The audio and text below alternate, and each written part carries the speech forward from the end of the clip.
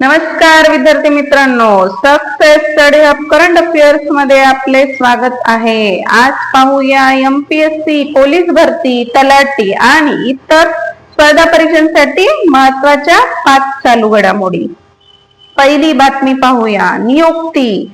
भारतीय लष्कराच्या पुढील प्रमुखपदी लेफ्टनंट जनरल धीरज सेठ यांची नियुक्ती करण्यात आली आहे। ते 30 जून 2026 पासून पदभार स्वीकारतील।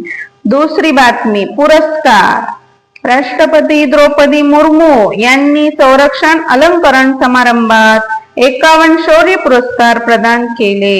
तिसरी बातमी, विज्ञान व तंत्रज्ञान, सायन्स अँड टेक्नॉलॉजी। DRDO ने बॅलिस्टिक मिसाईल डिफेन्स अर्थात BMD प्रणालीच्या चाचण्या यशस्वीपणे पूर्ण केल्या आहे।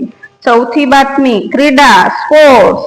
ॲथलेटिक्स फेडरेशन ऑफ इंडियाने पहिल्या इंडियन अवॉर्ड्सची घोषणा केली आहे।